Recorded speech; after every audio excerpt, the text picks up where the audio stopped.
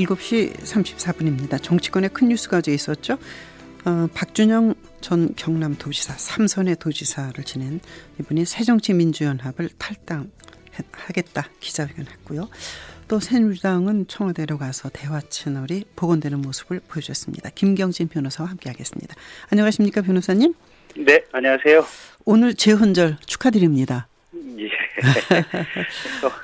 헌법 가치가 이제 그만큼 중요하다라고 국민들이 한 번씩 생각해보는 날이 되었으면 합니다. 예. 일단 박준영 전 전남도지사가 탈당 기자회견을 했는데 아주 상당한 그 문장을 읽으시더라고요. 예. 네, 어떻게 보십니까? 이제 아마 김대중 대통령 시절에 지금 공보수석을 지내셨고요. 네, 중앙일보 기자 출신이시죠. 예. 전남지사를 3년이나 했기 때문에 이게 대표적인 동계 정치인인데 그런 인물이 탈당을 했다. 네. 그래서 이제 최근에 그 당직자 50여 명이 이제 집단 탈당한 것과 이제 묶어서 생각을 해보면 네네. 이게 이제 심각한 상황이 아니냐 지금 이렇게 다들 느끼고 있는 것 같고요. 네네. 이제 그게 실제로 호남의 이제 밑바닥 여론이 이게 신당을 바라는 정서가 상당히 있기 때문에 지금 이런 행동이 가능하다고 보여집니다. 네. 근데 이제 그럼 뭐 때문에 이제 호남의 밑바닥 여론이 이렇게 형성이 되고 있느냐? 네. 결국은 현재 새정치민주연합이라고 하는 정당 또 문재인 당대표에게 희망을 두지 못하고 있기 때문에 지금 이런 문제가 생기고 있는 것 같은데요. 네. 그러니까 이제 호남 쪽에서는 이렇게 느끼는 것 같아요. 이명박 정부 들어선 이래에 이제 호남이 투명인간 취급을 받고 있는데 네. 이 문제를 해결하기 위해서는 이 새정치민주연합이라고 하는 정당 또 대표적인 차기 대권 주자인 문재인 대표가 다음 대통령 선거에서 집권 가능성이 있어야 되는데 네. 문제는 이제 선거에서 연전연패를 하고도 혁신이라든지 변화의 조짐이 제대로 안 보인다. 네. 그렇다면 뭔가 집권 가능성이 있을 법한 새로운 세력을 모색해 봐야 되는 것이 아니냐라는 것이 이제 호남의 저변 인식인 것 같고요. 네. 그것이 그 여론조사 결과로도 나오고 있지 않습니까? 전북 전남에서. 상당히 높은 수치가 나와서 아마 새정치민주연합 내에서도 깜짝 놀랐다는 것 같고요. 네. 또 하나가 이제 이 문재인 대표하고 이제 박지원 의원이 지난번 28 전당대회에서 강하게 붙었지 않습니까? 네, 그렇죠. 그때 박지원 의원이 이제 문재인 대표에 대해서 문재인 의원의 이제 참여정부 시절에 호남에 대해서 서운했던 부분에 대해서 아주 강력하게 비판을 했었는데 네. 그런 부분이 아마 이제 호남민들 머릿속에 쏙쏙 그대로 이제 심어져 있는 것 같고요. 네. 근데 이제 그럼에도 불구하고 이제 문재인 대표가 정치력이나 집권 가능성이 높다고 판단되면 참을 수 있다라고 생각을 했을 텐데 네. 그 부분이 조금 좀 이제 호남민들은 생각을 좀 달리하는 것 같고 네. 또 하나가 이제 재밌는 부분이 이제 이런 부분입니다. 얼마 전에 김무성 새누리당 대표가 새누리당 내 영남 의원들은 동메달 의원이고 수도권 의원은 금메달 의원이다 이렇게 얘기를 했죠. 그래서 이병석 의원으로부터 항의를 받고 뭐 그랬죠? 네. 근데 이게 일정 부분 진실인 게요. 사실은 이게 호남은 새정치 일당 독재고 영남은 지금 새누리 일당 독재 시스템이거든요. 네. 그러다 보니까 현지 지역 정치에서는 이제 여러 가지 피로도라든지 모순이 생기는데, 그러니까 이 영호남 영호남 공희 국회의원들이 지역에서 좀 분리하려는 경향들이 있습니다. 아하, 네. 그래서 이제 지방 의원들이나 단체장들 같은 경우는 이 특정 정당의 공천이 곧 당선이다 보니까 국회의원의 사조직처럼 이렇게 활용되는 측면이 있어서 그래서 지역 주민들이 몰표를 주면서도 매우 역겨워하는 이런 이율배반적인 심리가 있는데 우리 위해서 뭐 했느냐 뭐 이런 거겠죠. 네. 그래서 이제 호남 지역 국회의원에 대한 호남 지역 주민들의 물갈이 여론이 상당히 높아져 가고 있고 이게 이제 지난번에 이정현 의원 당선이라든지 무소속 천정배 의원 당선으로 이어지면서 아마 그런 또 일련의 흐름이 지금 아마 가미되면서 이런 현상인 것 같습니다. 네, 그쪽에 이제 기초단체장, 시장 몇 석이 10월 재보선인데 오늘인가부터 아마 예비 후보 등록이 시작되는 것 같습니다. 이것도 굉장히 이제 바로미터가 될 것 같습니다. 지금 중요한 것은 물론 이제 2프로에서 인터뷰한 정대철 고문이나 정균환 고문이나 박주선 의원이나 박지원 의원이나 이분들이 명확하게 말하지 않았지만 방향은 분명히 신당이 만들어가고 있는 것으로 저는 느꼈습니다. 어떻게 보십니까? 그래서 신당에 출연하는 것은 이제 필연적이라고 보여지는데요. 이제 문제는 신당이 얼마만큼 크고 대규모로 이렇게 강렬하게 출연하느냐 이제 이 부분이 관건이거든요. 네.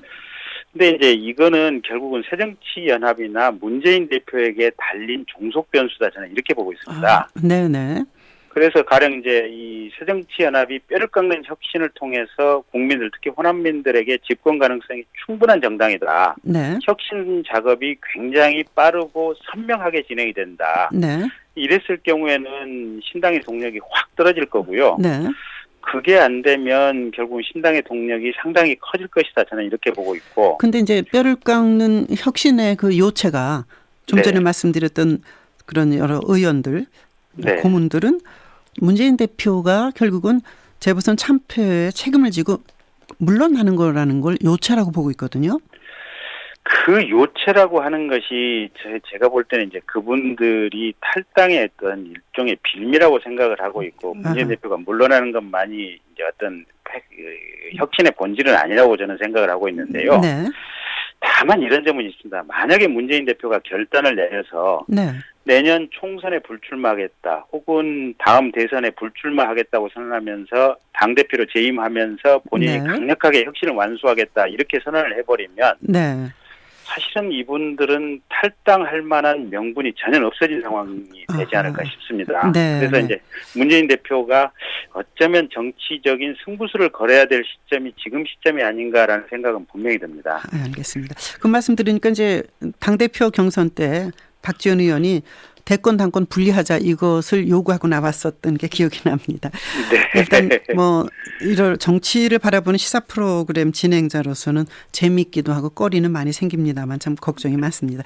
그 국정원 대선 개입 의혹 사건 원세훈 전 국정원장에게 이거 항소심 판결 있지 않습니까? 선거 개입 혐의를 인정한 그것을 대법원에서 파기환송됐는데 이 의미는 뭡니까? 결국은 이거 잘못됐다는 겁니까? 더 한번 따져보라는 겁니까? 더 한번 따져보라는 거고요. 그러니까 이제 그 원래 이제 저희가 예상을 할 때는 1심하고 항소심이 판결이 달랐던 공직선거법이 대법원에서 인정이 될 것이냐 이 부분이 관심사였거든요. 그런데 어제 대법원은 공직선거법에 해당이 되느냐 안 되느냐 이 부분에 대해서는 판단은 전혀 하지 않았고요. 고 이제 공직선거법 적용의 전제가 되는 인터넷 트위터 글 숫자와 관련해서 도대체 얼마만큼 트위터 글을 올렸느냐 이 부분을 좀 명확히 하라 이렇게 하면서 이제 대법원이 파기환송을 했는데요. 1심에서는 트윗 계정 175개에 11만 개의 트위터 글을 국정원이 올렸다 이렇게 인정을 했고요.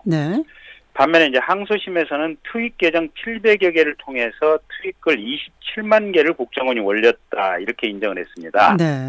결국은 이제 26만 개 정도의 트윗 글이 추가로 인정이 되느냐 안 되느냐 이제 이 부분에 대해서 1심과 2심의 판결이 달랐는데요.